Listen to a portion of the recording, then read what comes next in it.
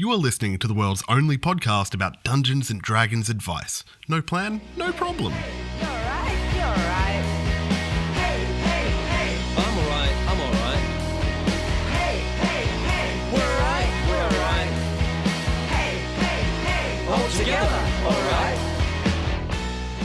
Hey everybody, welcome to No Plan, No Problem, a weekly D&D advice podcast where two dungeon masters go on a mythical quest to find 3 actionable tips for you to use in your next game.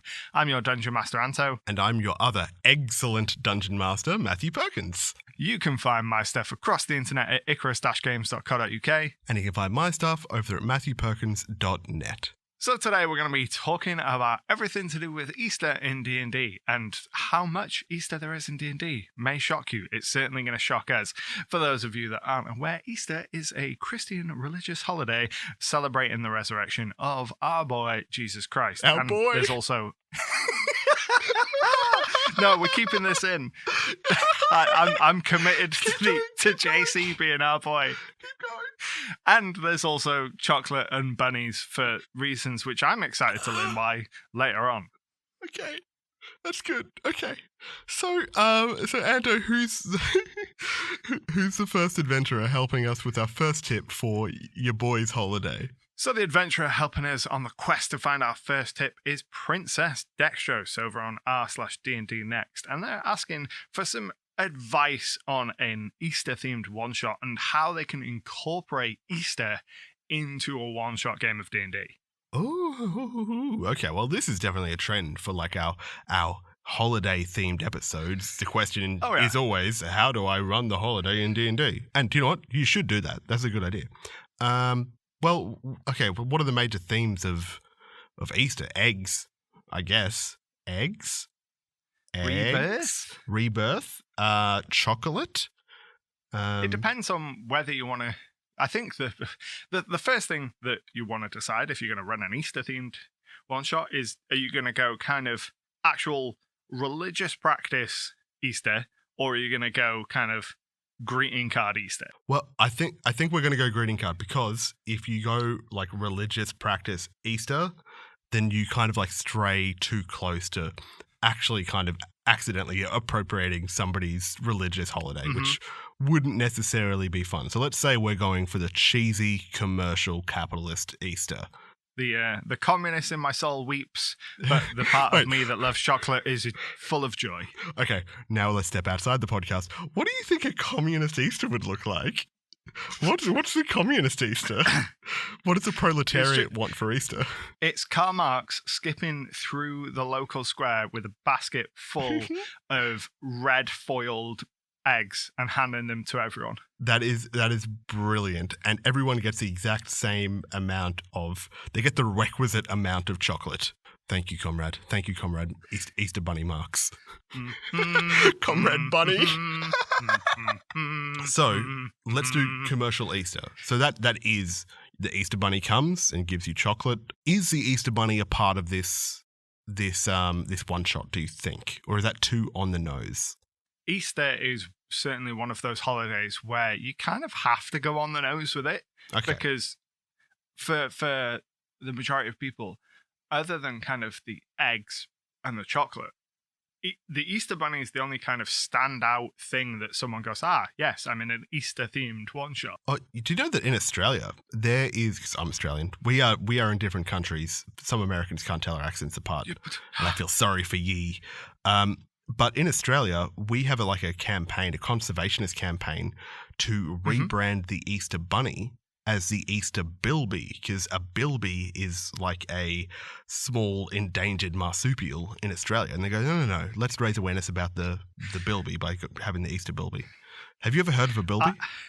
No, and I love how earnest the thinking is behind that. Someone's thought, how do we get people to care about this poor endangered creature? I know, people love Easter. Let's make it the Easter Bilby. Like, that's actually going to work. Are you near your computer? Are you near it? I can be. Can you just take a quick look at a bilby? Just look up a bilby for me. Look up a bilby and tell me you don't want that beautiful little animal to bring you some chocolate eggs on Easter. It's a rat mouse. Hey, shut your mouth. I'm sorry for calling. I mean, that is A very Australian looking animal. Okay, so the bunny's in. The bunny's in. Is he a like a furry, as in like, you know, the furry subculture bunny, or is God. or is he no, not like that. I mean, like, is he like kind of a more like a humanoid kind of bunny, or is he an actual rabbit? Is it a rabbit or is it the Easter bunny? That's what I'm asking. Get your mind out of the gutter. I thought you meant, is it a person in a bunny costume, which I'm in favour for. Oh, actually, no. Yes, that is it. It is a person in a bunny costume, and he's Batman. You know what I mean? Yes. Like, I didn't choose to wear the suit. I like your first thought is that this Easter Bunny's a vigilante, and mine is that it's some really ineffective villain. Like somewhere along the way, they've gone, right, I'm going to get revenge on this cruel world that's wronged me. And the way they've chosen to do that is to start the tradition of Easter, start giving people eggs and wearing this bunny costume, thinking I'll figure out what I'm going to do to like ruin everyone's lives down the line. And it's been thousands of years and they still haven't figured out what they're going to do to ruin people's lives. And they're just, at this point, they've just resigned themselves to getting dressed up as a rabbit once a year and giving people chocolate eggs.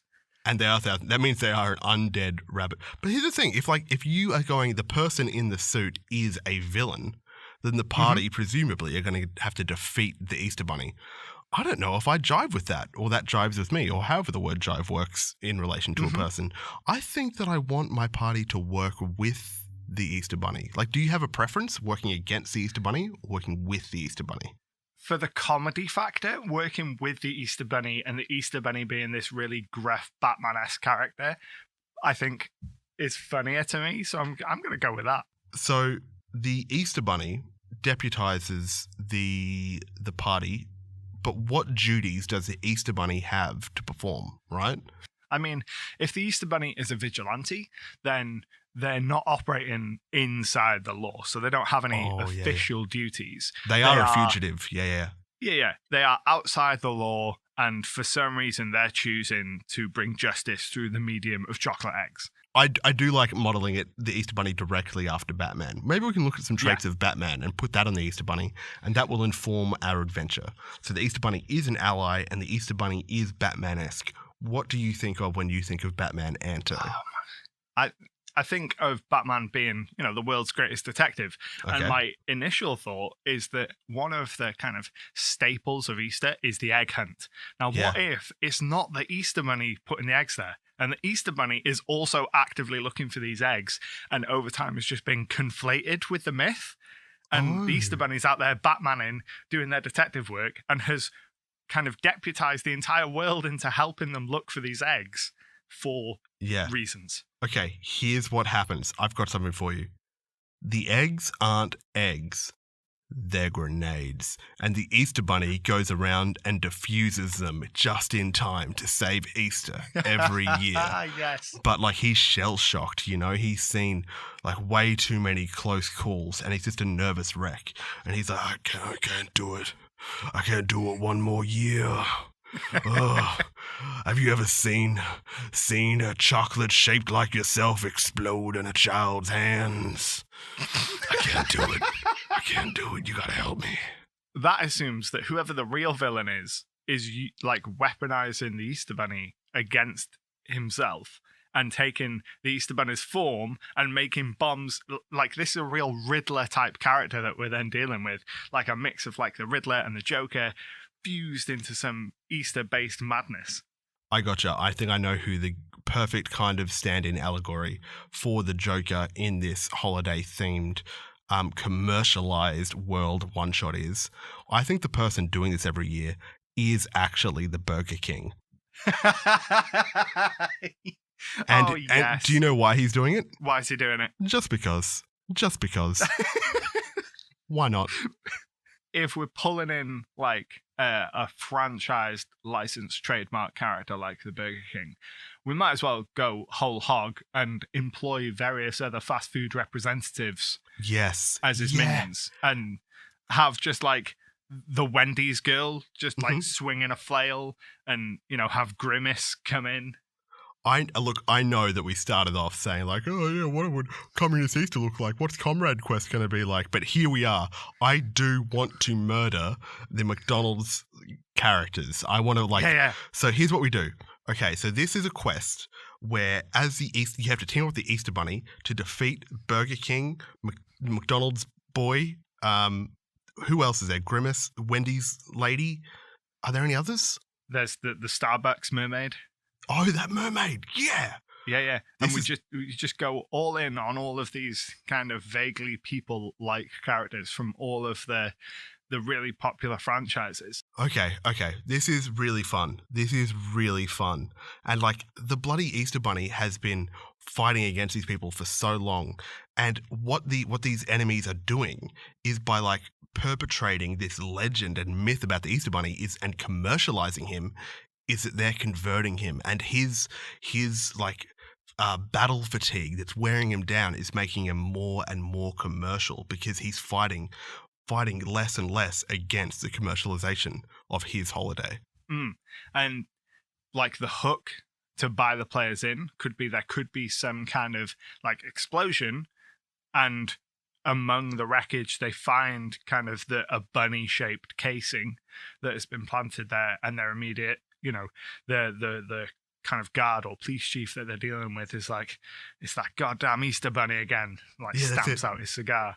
And then it starts with them having to go and trying to capture the Easter Bunny, and then the Easter Bunny, all Batman-esque, reveals the secret to them, and then they have to team up and fight capitalism. How many sessions do you think this one shot will take? Because I'm prepared to play this campaign for 7 years. I would play this for so long, dude. Like, are you kidding? We get to kill Grimace. We get to find out what his stat block is. I want to know what his legendary actions are. Here's a question. If we put up stats for all of the classic commercial mascots on our Patreon, so you can fight them, will we get sued? I mean, as long as we don't use the registered trademark names and don't use the images of them, we'll probably be all right. Yeah, okay. So we've got the Burger Thing, Smilo, the big purple boy, Mandy, Roland McDoland. Perfect. All right, and we're good. We can't be sued. Come fight me, lawyers. I will fight any lawyer anytime. I will not fight McDonald's as lawyers. Oh, really? Not that we're referencing McDonald's. We are referencing Roland McDonald. I can't even say it. Like, I'm so I start to choke. It's like a pre-lawsuit. So we've got Batman Easter Bunny. I think that if we want to play into the kind of real Batman vibes, there needs to be some kind of bunny cave. Yep. Okay. Yep. And we need to give them, bunny-related gadgets. But not just give the bunny the gadgets. Here's the thing. I want to give the players the gadgets to use in this. And like, they get what would you get? You'd get grenades that were like Easter bombs or whatever. Mm-hmm. Some kind grappling hooks.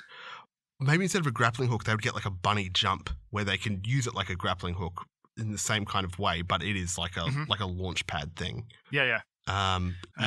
Ear hearing or something. Ear-shaped batarangs, so bunny rings Perfect. that are shaped like the ears. They don't come back, but they hurt a lot. Yeah. They're just thrown weapons. That's the biggest boomerang I've ever seen. It's a stick. I'm thinking Adam West Batman as well, like knockout gas and like good thing I've got my tiger repelling spray and all this kind of. Oh yes. Like I'd like to think that this bunny can give the players gadgets to overcome ridiculous odds. I don't know in what way, but I'm sure that the Easter Bunny would probably have the culinary know-how of how to kind of combat the capitalist icons of these fast food chains with like lettuce and be like, no, children, don't eat that burger. That's a really good idea, especially because like I saw like a tweet about this, but like in the age of rampant commercialism, just growing your own food is an act of protest. So the fact that he has his garden and he can like empower people to grow their own food, like, no, you can grow your own fresh food. What do you got? I've got it. So before the Easter Bunny becomes a Batman-like character, they were much more like a Superman character, and their mission was kind of an anti-fast food platform. So they would, arrive in their really colourful uniform and be like, "No, children, say no to the burgers. Say yes to this healthy carrot." And then over eat time, this whole they've been lettuce. so... Yeah, they've been so worn down. Now they arrive just draped in black with black eyeliner on and just be like, "I'm Bunny." I'm the bunny. Which means that the players, when they arrive at the bunny cave, can see all this like old memorabilia from the time where the bunny was like full of hope, and they can have a little redemption arc and try and put the hope back in the Easter Bunny. And that's actually kind of the point of the campaign. The fact that when we start this I don't know, 7-year Easter campaign. Hopefully it starts on this Easter, it ends on next Easter. So the Easter Bunny is despondent at the start of this. He's been defeated and he's reached out to the players because they're such heroes around here. It's like, "You've got to save the world from commercialism. Ugh, I just don't have and he can't get out of bed. Like, he's genuinely struggling. He can't get out of bed. There's Alfred has left him. Maybe that's even one of the quests. It's like you have to get his butler back. His butler is actually an awakened rabbit. Should we? Okay, let's quickly try and work out if we gave one special ability to each of the main mascots of the fast food chains, what would we give them for a special ability? I think for Ronald McDonald, just because he's a clown, this is low-hanging fruit. I would give him like an aura of Tasha's hideous laughter that could trigger once per day or something. Yeah, that works too well. I think you can't not have something like that attached to Roland McDoland. Thank you. That's actually why I took it first, because then you're stuck with actually having to think of something. Oh, don't worry, I've got it. So the Starbucks mermaid would have a spell that just allows them to multiply at a rapid rate and be everywhere. Yeah. So kind of like mirror image, but you're kind of looking at them and then you look away and look back and there's just suddenly 6 of them. That's cool. The Burger King, I think that he's known for mischief in his kind of advertising campaigns. I'd like to think that he could, as a bonus action, swap places with any player. And he would run into danger and then swap places with a player and put them in the danger. Who else is there? There's Wendy. I don't know anything about Wendy. See, I don't know anything about Wendy's, but Mandy. Mandy. But I just like the idea of this like pigtailed, red-headed girl just swinging a comically oversized weapon. Like she can use her hair like extra limbs, same as Dr. Octopus. Oh my god, yes. Extra hair, Doc Ock style, like that. I actually don't think we really need to even acknowledge like Grimace or the Hamburglar. Like, they're secondary characters. There is one important character that we have overlooked, though. Santa? It's the Colonel. Oh, the Colonel. Yeah. Oh, that's pretty interesting. Look, there are some assumptions that you could make about the Colonel being an old-timey white man from the South with a mustache. Yeah. I'm not going to make them. No. But because when I look at his face, for some reason I trust him. I'd like to think that if you were looking for an into this kind of cabal of evil commercialism, then I think that he would be the chain that could break. Maybe like he's like a tired old alcoholic. You know how in Kill Bill 2, the second part of Kill Bill, how Bill's brother is kind of this tired old alcoholic who seems like he might be swayed to the main character's side? That's how I picture the Colonel. I do, from a narrative point, I do like that. From a personal point, I want the Colonel to be evil. I worked in KFC for like 4 years, and this is my chance to finally get revenge on him. Something that I don't know if it applies universally, or if it even applies anymore. But when I worked in KFC, one of the things that the kind of corporate really pushed on us was at the end of serving someone was to say to them, "Y'all come back now, you hear?" Now, what? Wait, say that again. I dare you say that again. They would encourage us to say, "Y'all come back now, you hear?" And bear in mind, I live in Wales. You know, we're not very known for our southern drawl, so I never did it. But I do like the idea of that being one of the Colonel's powers and him being able to kind of like remove someone from a fight and be like, "Y'all come back now, you hear?" And they disappear and appear a few hundred feet away and then have to come back into the fight. That's really cool. Can I add something to that as well? Anybody Yes. that starts their turn within 30 feet of the colonel has to speak in a southern accent. Oh, yes. Or, yes, and he has a finger-licking good spell where they have to make some kind of save, and if they fail, they have to spend their round licking their fingers. Okay, can the colonel be the main villain of the group? Oh, yes. Because Yes, he's I like that. by far the coolest. Hey, Anto, we need a tip from all of this. Distilling such a masterpiece of D&D work into a single tip is going to be difficult. But I do think that this showcases how you can take any idea for like a D&D one-shot or even a D&D campaign, no matter how ridiculous it is, and with enough time and enough kind of workshopping of ideas, you can turn it into something that would probably be a lot of fun to run. Here's the thing, specifically to an Easter one-shot, does this still feel Easter? Because commercialism is a part of Easter. Like, this still feels like an Easter one-shot. It plays well into kind of the reality of Easter is that the vast majority of people don't view Easter for what it originally started as and only view it for the bunny and the chocolates. So playing a campaign in which you get further and further away from what you think the intended purpose of is kind of a meta mirror for reality. Oh, I think I've got the tip. I actually think I've got it. I think I can articulate this. The tip is, when you're running a holiday one-shot, you can combine your holiday with a different media franchise and just pair it up with a bunch of different things and see which one feels right. In this example, we paired up Easter with Batman. And then we went, okay, well, Batman has tools and Batman has angst and Batman has, a cabal of secret, crazy enemies. And we filled those roles and we got this ridiculous nightmare that we've inflicted upon you. Like, you say ridiculous nightmare, but I actually think that would be a lot of fun to both run and play in. Yeah, I think it would be rad. If we're not going to get sued, we're going to put some of this stuff on Patreon as for playable content. We'll make sure to change the names enough. Yeah, and if anybody tells anybody's lawyers, hey, not cool, man. What are you doing? Should we roll for promotion, Anto? Yeah, let's do this. Let's get our capitalism on. People sometimes ask us what is the best way to help support the podcast, and I can think of 3 ways. The first way is simple, you're already doing it, which is just listen to the podcast on your favorite podcasting app. Thank you so much for doing that. The second way to support us is to review it. We want those 5-star reviews on Apple iTunes or Apple Podcasts. Every 25-star reviews with comments that we get on Apple Podcasts, we will release a very special thing from our Patreon that's previously been behind a paywall. So that could be behind the scenes content. It could be playable stuff that you can import into your game, like the worst feats ever that we made. They're really fun. So that's every 25-star reviews with comments that we get on Apple Podcasts, we will give you something special. And the third way to support us is to stop by our Patreon, throw us some bones every month, because there are some costs incurred with running this podcast. We have to pay for the license of the song.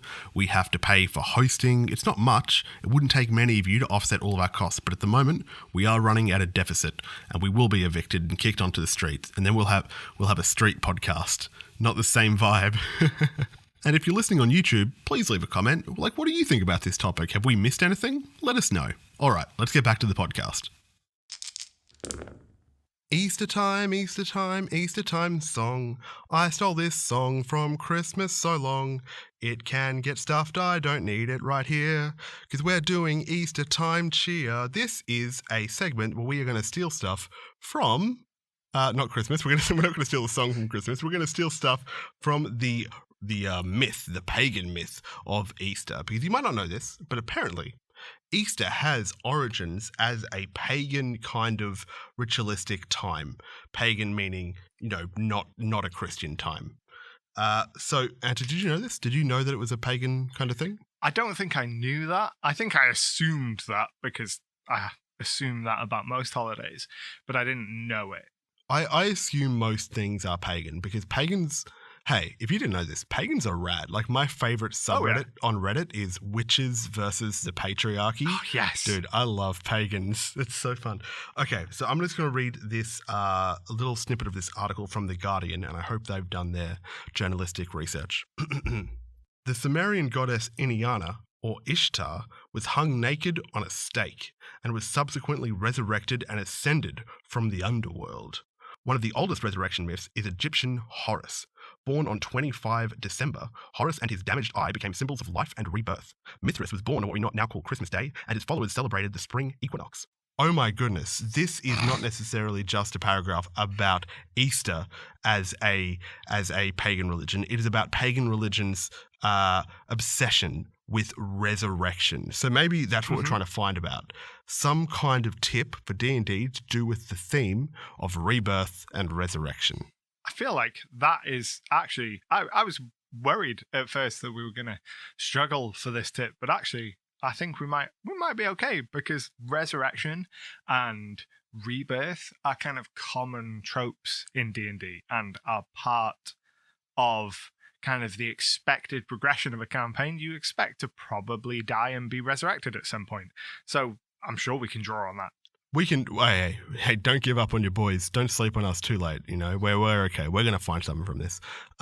Hey, there's even a spell in D&D called Resurrection. I bet it never really gets used. Okay, because there are a few ways to come back from the dead in D&D. I think the earliest one is a spell called... Revivify? Revivify. And it's like kind of like the paddles, like the... Yeah. You know, if you die, then within like a minute or something, you get back to life, right? Yeah. Then there's raise dead, where if somebody comes to your body, then they can touch your body and they can raise you up within a certain time period. But resurrection just literally brings anybody back to life, no matter if their body's been destroyed or if they've been dead for 10,000 years. It is literally it's the pay to win of the D&D resurrection spells. It certainly can be. That's for sure. And I do want to add one more into our pile of bring back to life spells. There's also Reincarnation, which you die and then you get brought back to life, but you have to roll to see what kind of race or gender you come back as. You could die as a Goliath and come back as a goblin. Yeah. Like the Reincarnation one I've always found to be weird. But resurrection does or can feel like kind of pay to win, because if you've got the money for the material components and you have the material components, death just kind of stops being an issue. Yeah, but I can see resurrection not actually being a spell for players to use on players. I see it as a spell for either players or big bad guys to use on NPCs, like ancient figures. So you have like a plot where the DM's constantly going, well, the only person that knows anything about this died 10,000 years ago. Wink, wink, wink, wink, wink, wink. And the players eventually, after like 12 hints, cotton on and be like, oh, we can resurrect that person. Yeah, we're pretty much gods. We're like, we're 18th level. Yeah, by that point, yeah. And I think that drawing on kind of the more ritualistic aspect of the pagan belief in resurrection is a good way to handle resurrection. It's how I handle resurrection, is much more like a ritual rather than just a one fire spell. Yeah, well, actually, let's stop saying resurrection, because what we're talking about is like bring something back to life, not necessarily the powerful resurrection spell. How do you handle bringing people or things back to life in your game? Anything crazy? So for Revivify, I run it exactly how it is. You can revivify to your heart's content as long as you've got the bits for it. For Resurrection proper, I have it as an actual ritual. So it is kind of a skill challenged based thing where I focus much more on the roleplay, because I think that death is a really crucial moment for character roleplay. And I think that what my biggest problem with kind of resurrection and those spells is they kind of circumvent the need to roleplay how a character reacts to death. Because if your character knows, oh, we can just turn them back on like a light switch, there's no grief to that. And I think that misses out on a really juicy amount of roleplay if that's something your group is comfortable with. That you just circumvent. So the reason I homebrew my death mechanics so much is to encourage that roleplay space for the players to get vulnerable and to actually earnestly talk about the fallen character and how their characters are feeling. I don't actually like bringing characters back to life in general. Like, I think that you've just triggered something in me. I think it's anti-drama, and I'm all about that drama and consequences. Like, maybe Revivify is okay with me because that feels like more like, oh, this lets us correct a mistake and we have to spend diamonds as a spell component at a spell slot. Like, that's a mistake correction. That's okay. Let's be kind. But if you die for real, well, that's kind of interesting. Let's see what happens. Yeah, exactly. In my last campaign, I had it so that the kind of afterlife had been corrupted by an evil deity. Okay. So to revive someone, you had to kind of astral project your soul into the afterlife and like march them back and like find their soul and bring them back and fight off hideous monsters along the way. That's very Greek. Yeah, which meant that death was a real kind of threat to the players because they knew that if someone died, they could bring them back, but they had to actually go and do something. And the kind of hassle of having to go back into the afterlife and deal with all of that was enough to go, oh, we're going to rein this in a little bit because I don't want to have to go and do that. Yeah. That is interesting. Did the players know that was not necessarily that exact challenge is the consequence for death and reviving someone, but did they know that it was a non-standard reviving system, or did you kind of like blindside them? Okay. No, I laid it out right at the start of the campaign, told them that things would work a little bit differently, and then as they played and progressed through the story, they kind of unlocked the details of how it worked before anyone died, so that the first time someone died and they wanted to bring them back properly, they were adequately informed as to the hoops they'd have to go through. Can I put you on the spot real quick, Anto? Always. What's the tip? The tip for this would be to consider alternate ways in which to kind of approach resurrection. So think of ways that you can add more drama to the process of character death and bringing them back, rather than it just be like flicking on and off a light switch. What a clever big brain boy you are. That's a good idea. I like that suggestion a lot. So the adventurer helping us find our last tip is that Ashtray Girl over on Twitter. If you don't follow us on Twitter, by the way, you should absolutely go and follow us, NPNP Podcast. And Ashtray Girl asks, how many hot cross buns can my character eat before becoming unwell? Also asking for real life. Oh, yeah, that's a good question. How many hot cross buns do you think you could eat before you feel unwell? And what does unwell mean to you in hot cross bun terms? I mean, personally, I could only eat one hot cross bun before I felt unwell because I don't like hot cross buns. I don't like them either. Do you know why? Why? Cooked fruit. Yeah. Why is cooked fruit anything? Go away, cooked fruit. But if it was another like-for-like medium of food that wasn't a hot cross bun, I reckon I could probably get through, 6 maybe before I started feeling it. 6? That's great. That's so many. Anto. I mean, I don't know. That's a lot of them, I reckon. That's pretty. I could do 6, but then I would have to go to sleep immediately, and no one could wake me for 300 years. They'd have to pull the sword out of me, and they'd be named king. There'd be an Odin sleep at the end of it, for sure. That's what Odin did. I've eaten too many hot cross buns, and now I must slumber. Thor, get out of here, you knob. Leave me alone. What is Norse mythology? We don't know. We don't know. But I think on the surface of it, I think that mechanically, it's a relatively simple thing. It would be tied to your constitution in some way. Let's say your character goes and takes part in an eating contest. Well, there's kind of 2 parts to something like that, to the excess consumption of anything, be it food, hot cross buns, or alcohol. You have how much can you eat until you are just sick, and then what is the kind of more mid-term effect of that? So for a hot cross bun, you would keep eating them, and after a number that you as the DM decides, so I might say, right, after 6, you're going to start making constitution saves to see whether you throw up. But doing something like that is a kind of exertion on your body. So the next morning when you wake up, you might have a level of exhaustion because you put your body through the ringer. Use exhaustion as an interesting kind of consequence for excess physical feats, but apply the exhaustion after the danger has passed so that you don't accidentally death spiral your character eating hot cross buns in the eating competition. Yes.